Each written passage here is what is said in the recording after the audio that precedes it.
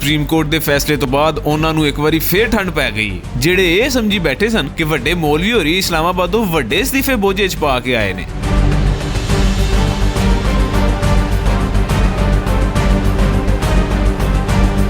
ਦੂਜੇ ਬੰਨੇ ਹਿੰਦੁਸਤਾਨੀ ਮੀਡੀਆ ਨੂੰ ਜਿਹੜੀਆਂ ਮਰਚਾਂ ਲੱਗੀਆਂ ਹੋਈਆਂ ਸਨ ਉਹ ਇੱਕ ਵਾਰੀ ਫੇਰ ਤਿੱਖੀਆਂ ਹੋ ਗਈਆਂ ਨੇ। सुप्रीम कोर्ट ने इमरान का 3 साल तक बाजवा को जनरल बनाने का आदेश रद्द कर दिया।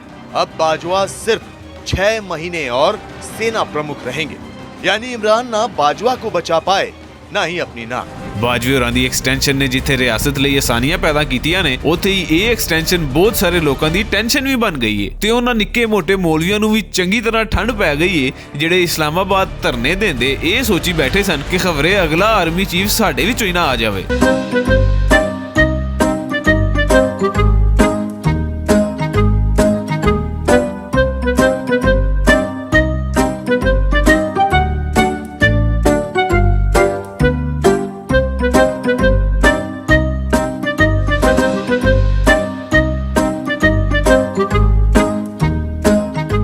ਹੁਣ ਜਦ ਹਕੂਮਤ ਨੂੰ ਕਾਨੂੰਨ ਸਾਜ਼ੀ ਲਈ 6 ਮਹੀਨੇ ਦਾ ਟਾਈਮ ਲੱਭ ਗਿਆ ਹੈ ਤੇ ਉਹਨੂੰ ਚਾਹੀਦਾ ਹੈ ਕਿ ਸਾਰੀਆਂ ਕਾਨੂੰਨੀ ਮੂੰਹ-ਸ਼ਗਾਫਾਂ ਮੁਕਾ ਕੇ ਅਜਿਹਾ ਕਾਨੂੰਨ ਬਣਾ ਲਵੇ ਜਿਹਦੇ ਨਾਲ ਫੇਰ ਦੁਬਾਰਾ ਮਸਾਇਲ ਪੈਦਾ ਹੋਣ ਦਾ ਖਦਸ਼ਾ ਹੀ ਨਾ ਰਵੇ।